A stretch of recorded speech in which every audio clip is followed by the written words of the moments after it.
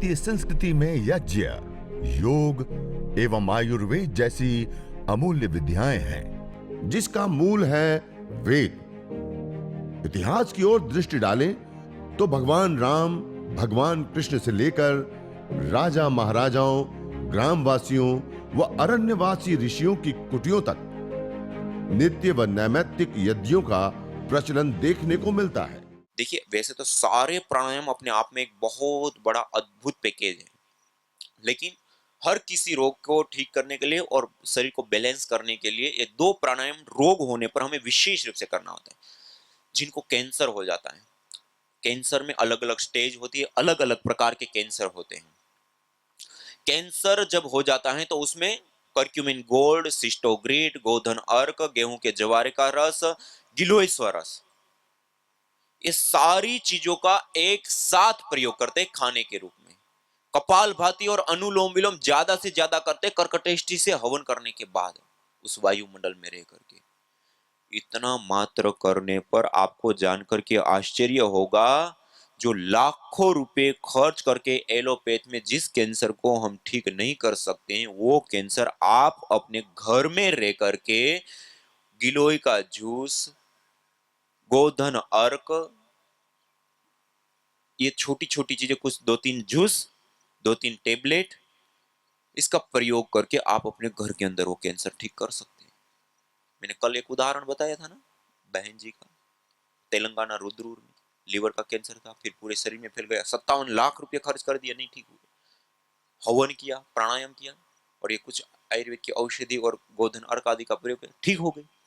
आज उस दंपति ने सैकड़ों लोगों को ठीक कर दिया। जिनको भी कैंसर होता है उनको बता देते हैं कि देखो ये करो और ऐसे ऐसे करो, और ऐसे करने पर ठीक होता है, और हो जाते हैं ठीक। ये वास्तविक उपचार है। और आज वरना कैंसर के नाम पर कितना लूटा जाता है। व्यक्ति हॉस्पिटल में एक बार गया, कैंसर हुआ और गया, कई लाख रुपए के बिल के साथ वापस आता है, और वो भी जीवन हाथ में है नहीं है वो पता नहीं है। अपने घर में रह करके उपचार करने की प्रक्रिया है। तो ये कपालभाति, अनुलोम विलोम आदि प्राणायाम का अभ्यास करते हुए अब आइए उज्जाय प्राणायाम, गले के लिए, थायराइड के लिए। और उससे पहले हम बाह्य प्राणायाम करेंगे। कपालभाति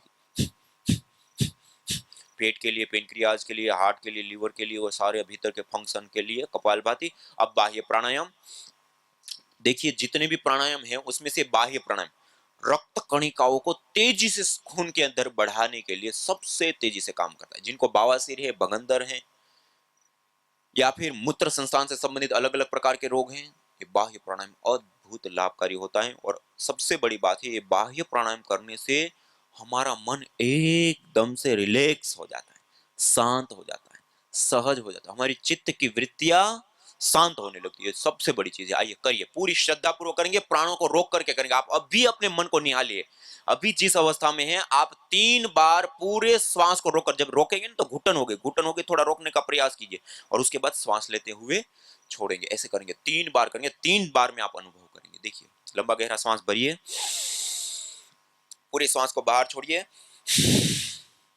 3 बंद, उडियान बंद, जालंधर बंद और मूल बंद। फिर श्वास को भर लीजिए, फिर दोबारा,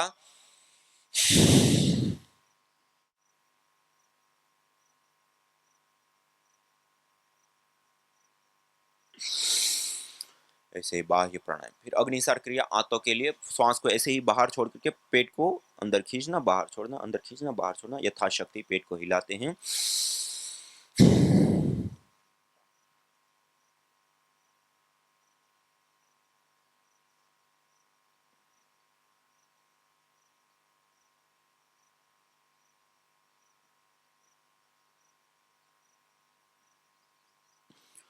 छोटी आंत, बड़ी आंत, उसको सक्रिय करने के लिए, पेट को एक्सरसाइज के लिए अग्निसार किया। अब उज्जाय प्राणायाम, गले के लिए, थायराइड के लिए। देखो, थायराइड एक ऐसी ग्रंथि होती है, यदि वो अनबैलेंस हो जाती है तो हमारे खून के अंदर अलग अलग प्रकार के जो हार्मोन्स होते हैं, जो थायराइड ग्रंथि छोड़ती है, वो हार्मोन्स अनबैलेंस होने से क्या होता है, सामान्य खाना खाते फिर भी वजन बढ़ता जाता है, पानी पीने से भी वजन बढ़ जाता है, और बहुत मोटापा बढ़ जाता है। दूसरा, वही थायराइड की प्रॉब्लम होने, आप कितना भी खाओ, कितना भी कुछ भी करो, आपका वजन ही नहीं बढ़ेगा, क्लिस होते जाओगे, सूखते जाओगे। ये दोनों ही प्रकार की प्रॉब्लम होती है। उसके साथ साथ और भी अलग अलग प्रकार के कई थायराइड के कारण प्रॉब्लम है। तो थायराइड के लिए क्या, एक तो कपालभाति प्राणायाम, एक ये उज्जाई प्राणायाम, शीर्षासन या सर्वांगासन, हलासन, ये विशेष रूप से आसन इसके लिए उपयोगी होते हैं। और थायरोग्रेट एक टेबलेट आती है, थायरोग्रेट टेबलेट, त्रिकटु चूर्ण, उसको शहद के साथ चाटते हैं। इतना करने से थायराइड के पेशेंट ठीक हो जाते हैं। एलोपैथिक में हम क्या करते हैं, एक बार थायराइड हो गया, अब दवाई खाते रहो, और ये चीज करो 15 दिन, 20 दिन, महीने भर में ठीक हो। जो वहां पर पतंजलि योगपीठ में आते हैं थायराइड के पेशेंट, उसको दूसरे, तीसरे और बहुत ज्यादा तो 7वें दिन उनकी दवाइयां छूट जाती है, 7 दिन के अंदर। लेकिन करना पड़ता है, क्या करना पड़ता है, आधा से 1 घंटा कपालभाति, अनुलोम विलोम और उज्जाई प्राणायाम और सिंहासन करते हैं ना, सिंहासन। ये 2-3 अभ्यास विशेष रूप से गले के लिए, थायराइड के लिए अद्भुत लाभकारी होता है। तो आइए उज्जाई प्राणायाम करेंगे। और थायराइड के लिए भी, टॉन्सिल के लिए भी, स्वर तंत्र के लिए भी, अच्छी आवाज के लिए भी, जिनको बहुत ज्यादा शरीर में कफ बनता रहता है, वजन बढ़ जाता है, उन सब के लिए ये उज्जाई प्राणायाम अद्भुत लाभकारी प्राणायाम होता है। इसमें पहले क्या करते हैं, श्वास को बाहर छोड़ देते, फिर गले को टाइट करके खराश करते हुए श्वास को भीतर भरते हैं। तो आइए,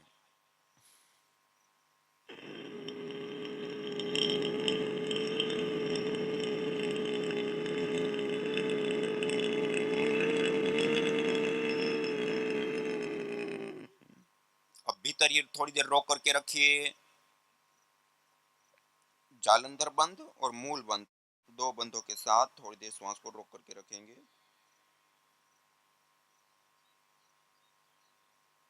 फिर दाई नासिका को बंद करके बाई नासिका से श्वास को छोड़ देते हैं। ठीक से करोगे तो जरूर खांसी आएगी। जो हर रोज करता है उनको तो नहीं आएगी। और ये जो खांसी जैसा आएगा ना, तो जोर से खांस लिया, कोई ये खांसी रूप जो बीमारी है, गले की बीमारी है, उन बीमारियों को ये ठीक कर देगा। ये खांसी कोई बीमारी नहीं है, बीमारी को ठीक करने वाली होगी। उज्जय करो।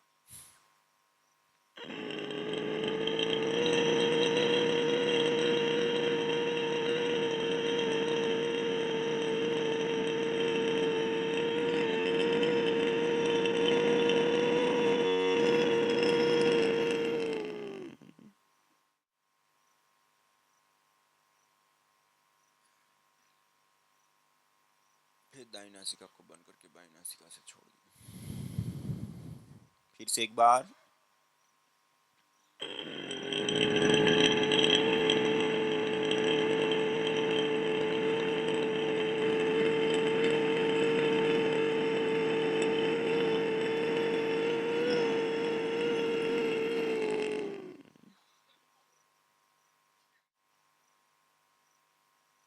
दाई नासिका को बंद करके बाई नासिका से छोड़ दो। ऐसे उज्जाई प्राणायाम भी हो जाता है और आभ्यंतर प्राणायाम भी हो जाता है। जब भीतर श्वास को रोक करके रखते हैं, लंग्स की कैपेसिटी बढ़ती है। हमारे लंग्स के अंदर छोटे छोटे होल होते हैं, जैसे मधुमक्खी का छत्ता होता है ना, ऐसे जब हम श्वास भरते हैं ना, तो श्वास उसके अंदर भरती है, तो वो जो होल होते हैं वो 50-40 ऐसे कुछ नॉर्मल, हम जब श्वास लेते हैं ना तब उतने % ही यूज होते हैं, बाकी पड़े रहते हैं।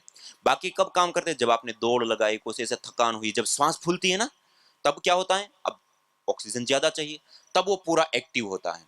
जब आप श्वास को भर के रखते हैं वो सारा तंत्र फूल जाता है। जब हम भस्त्रिका करते हैं, सारा तंत्र, सारी कोशिकाएं, सारे वो लंग्स का जो कैपेसिटी वो कई गुना बढ़ जाता है, स्ट्रांग रहेगा, सशक्त रहेगा, मजबूत रहेगा, जीवन भर काम आएगा। तो ये आभ्यंतर प्राणायाम भी साथ साथ में हो जाता है। अब दोनों पैरों को आगे थोड़ा सीधा कर दीजिए,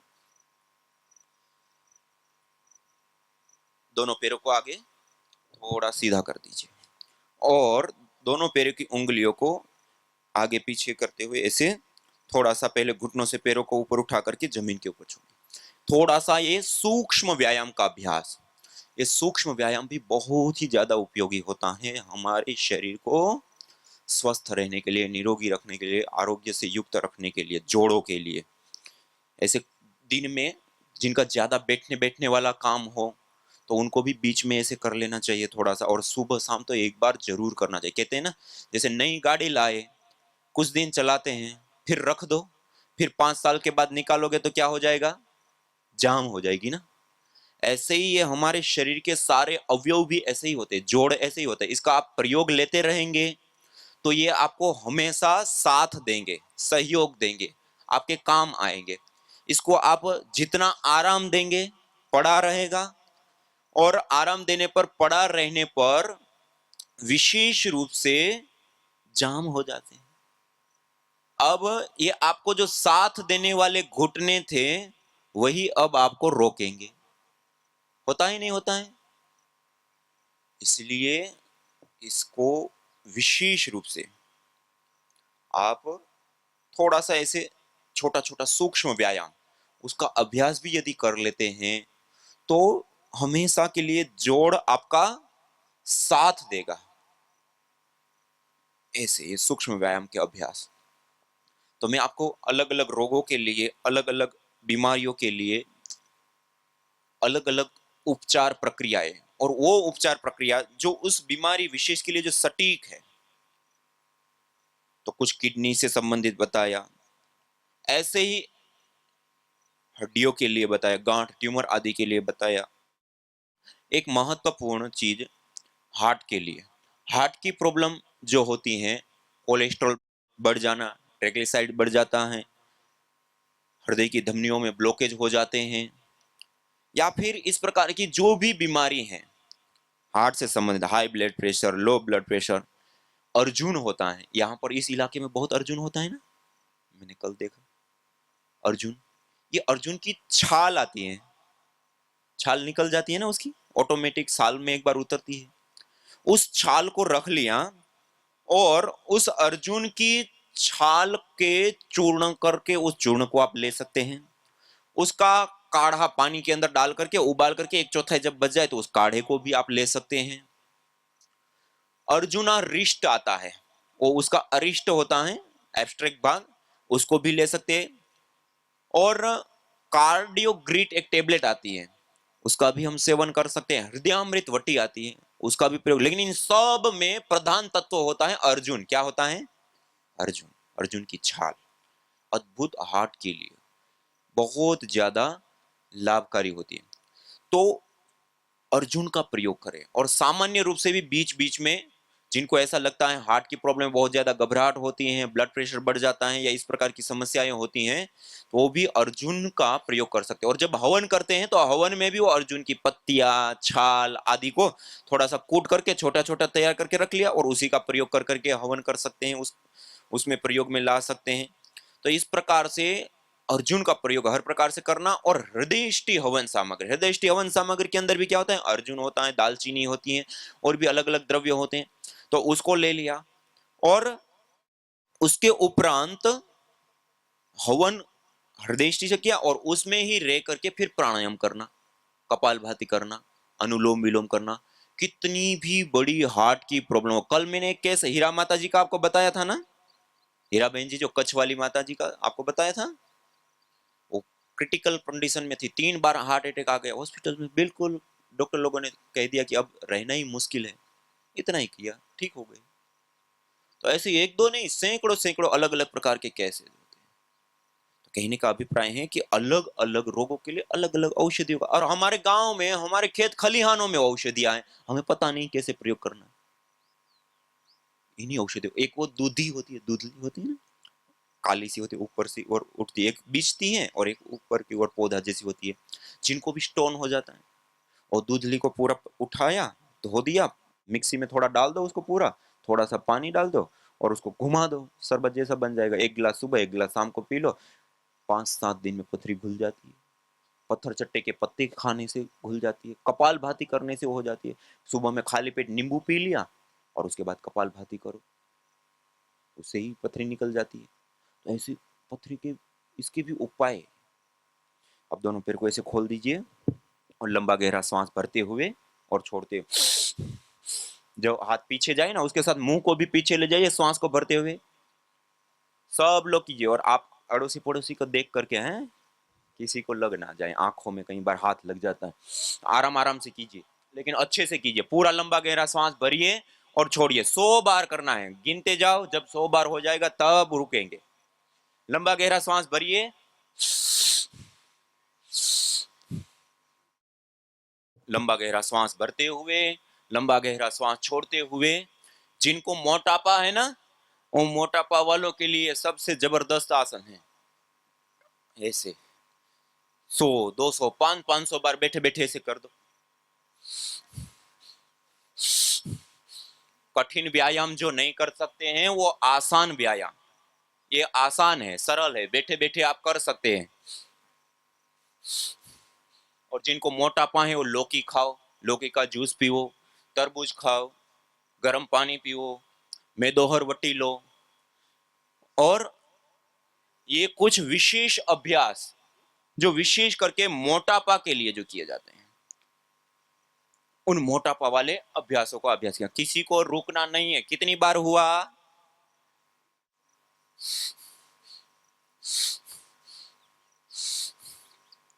हो गया? माताजी कह रही है हो गया। आइए अब दूसरा अभ्यास। एक हो गया तो दूसरा। ऐसे लंबा गहरा सांस, कोनी से हाथों को मोड़ना नहीं है, पैरों को भी नहीं मोड़ना, सीधा रखते हुए लंबा गहरा श्वास भरते हुए पीछे झुकना और छोड़ते हुए आगे आना। लंबे गहरे श्वासों के साथ करेंगे। पीछे झुकिए और आगे आइए, पीछे झुकिए और आगे आइए। ऐसे लंबा गहरा श्वास भरते हुए और छोड़ते हुए।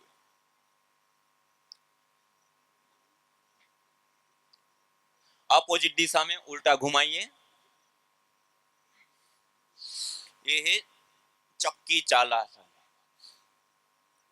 ये मोटापा के लिए, पेट के लिए, पीठ के लिए विशेष करके लाभकारी होता है। ऐसे कोनी से हाथ मोड़ना नहीं, कोनी से हाथ ऐसे कर रहे हैं कई लोग। ऐसे सीधा रखिए। पूरा करेंगे तो पूरा लाभ मिलेगा, आधा करेंगे तो आधा अधूरा लाभ होगा। न होता प्रदूषण और रोगों का वार, करते यदि यज्ञ योग पेड़ पौधों का विस्तार। यज्ञ योग पेड़ पौधों का विस्तार। यज्ञ शिष्टा सिनः संतो मुच्यन्ते सर्वकिल्बिषैः। भुंजते ते त्वघं पापा ये पचन्त्यात्मकारण। अर्थात जो यज्ञ शेष बचे हुए अन्न का पान करते हैं, प्रसाद को प्राप्त करते हैं, प्रसाद को ग्रहण करते हैं, वह मुच्यन्ते सर्वकिल्बिषैः, सभी प्रकार के पापों से, दोषों से मुक्त हो जाते हैं। भुंजते तु त्वघं पापा ये पचन्ति आत्मकारणा, जो केवल अपने पेट की आपूर्ति के लिए अन्न को पकाते हैं, वह अन्न नहीं अपितु पापी लोग पाप का भोग कर रहे हैं।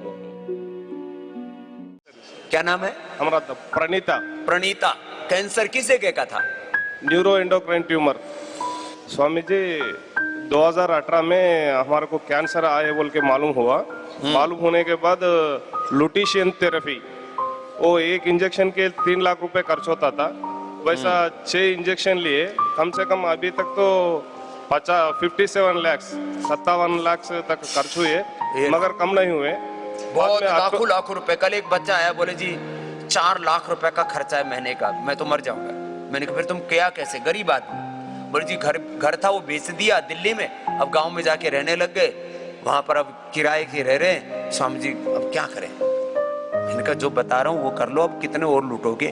57 लाख रुपए खर्च कर दिए। फिर स्वामी जी ऐसा यज्ञदेव जी ने आने के बाद हम यज्ञ शुरू करे। जब तक 120 दिन हुआ था यज्ञ शुरू करे। यज्ञ में कर्कटेष्टि और गूगल के साथ। ये कर्कटेष्टि, कर्कट बोलते हैं संस्कृत में कैंसर को। अच्छा। तो हम नाम ये सब संस्कृत में निष्ठा रखा यज्ञ का नाम। तो कर्कटेष्टि से हवन किया, और तो कर्कटेष्टि के साथ हवन करने के बाद, वो थेरेपी होने के बाद प्राणायाम कितनी देर किया? 20 दिन तक उन्होंने नहीं उठते थे स्वामी जी। 20 दिन तक उठे ही नहीं सकते थे? उठते नहीं उठते थे। हाँ। बाद में ये यज्ञ करने के बाद, वो थेरेपी होने के बाद दूसरे दिन उठ गए उन्होंने। दूसरे ही दिन उठ गए लो। दूसरे दिन उठ गए। 2 दिन में ही हवन किया और अनुलोम विलोम विलोम किया। नाड़ी शोधन, ये 2 करके यज्ञ करने के बाद उन्हें एक्टिव हो गया। और वो लीवर में भी 97 तक ब्लॉक हो गया था, अब 60% तक कम हो गया। 60% अब कम हो गया, जो लीवर तक पहुंच गया था कैंसर का। अब 60% तक कम हो गया यज्ञ के साथ। अच्छा, और हमारे घर में भी और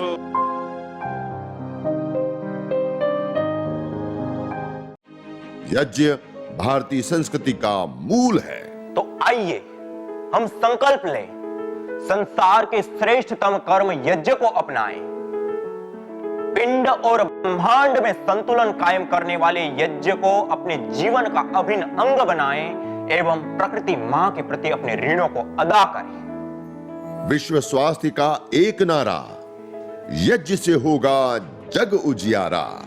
भारतीय संस्कृति की अमूल्य विरासत यज्ञ की महिमा को जानने हेतु वैदिक चैनल पर प्रतिदिन प्रातः एवं सायं 11:30 बजे यज्ञ महिमा कार्यक्रम से जुड़े। विशेष जानकारी हेतु संपर्क करें। मोबाइल 9068565306।